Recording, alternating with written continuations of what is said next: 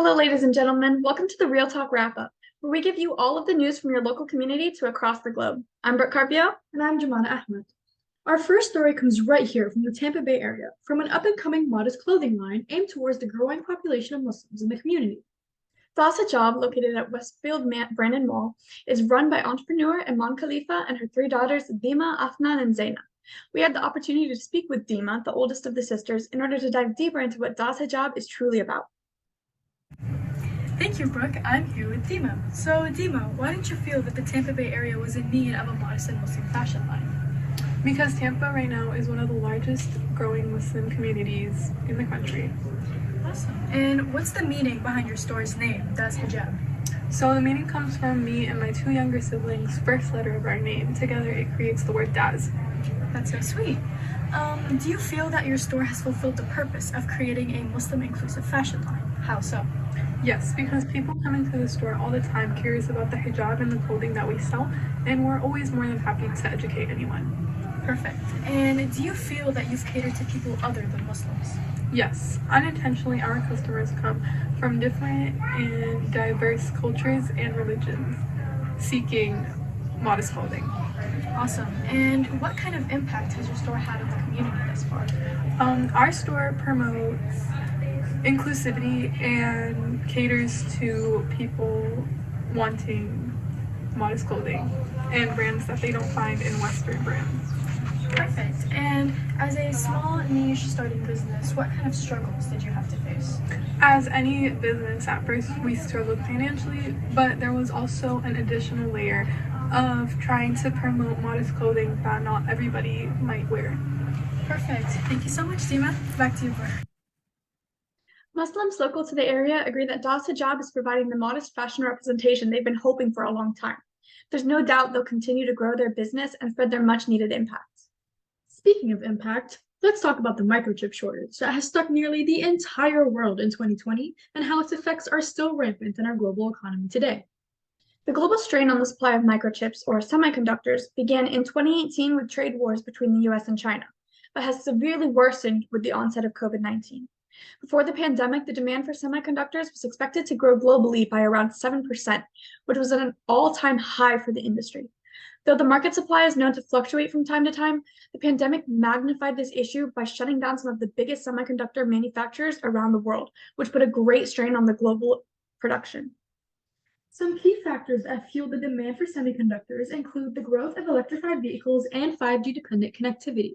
These elements play instrumental roles in the automotive, gaming, and tech industries, all of which help increase the demand for semiconductors.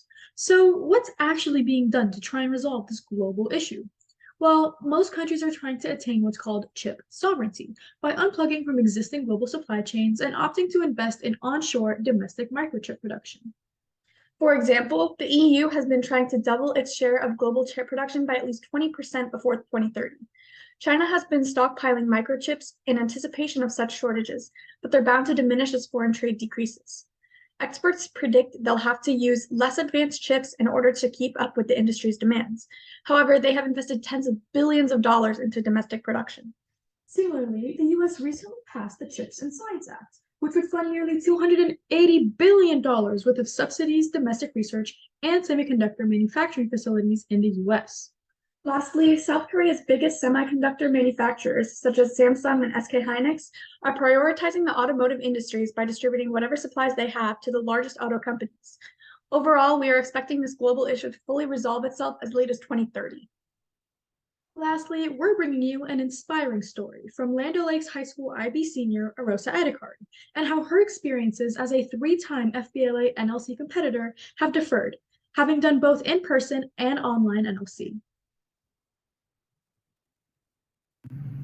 Thank you, Jumana, and thank you, Arosa, for being here. Of course, thank you for having me, Brooke. So, I know you attended the National Leadership Conference this past year in Chicago. What was that like?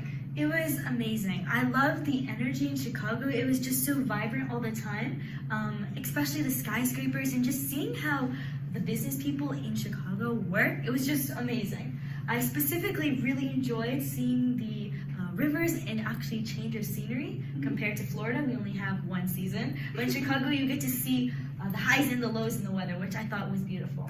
Of course. And so you've attended other national leadership conferences. So which one has been your favorite? By far, Chicago has been my favorite just because of the amount of people I've met and the quality of those experiences have stuck with me to this day, and it's something I still really appreciate. Of course. So do you have a specific memory from this that stood out to you? Yeah, so it was a bit upsetting when our group didn't make it to finals for our data analysis event, and our FBLA team really helped to reframe this failure as a success. And it was really important to see this type of teamwork and cooperation and communication in the team, just coming together to unify against adversity. That was really sweet. That's awesome. Now, I know you also competed during the COVID-19 pandemic. So how did that present challenges as opposed to being in person? Well, mostly because being on a screen, it's hard to connect with the speaker and give your full respect and appreciation for the hard work and effort they put to come and present to us. I feel like in person in Chicago, I was able to connect more with the speakers, which gave me a more memorable experience, and I'm hoping for them too. It was the same. Of course. Thank you so much. Yes, of course. Thank you, Brooke. Back to you, Jumana. I gotta tell you, Brooke, it's always a pleasure seeing young leaders being passionate about the future of business. Well, that's it for today, folks. Make sure to tune in to tomorrow's broadcast where we will discuss the fall off of the NFT empire. And we'll give you more updates on the longest running election for the United States as Speaker of the House. This has been Real Talk Wrap Up.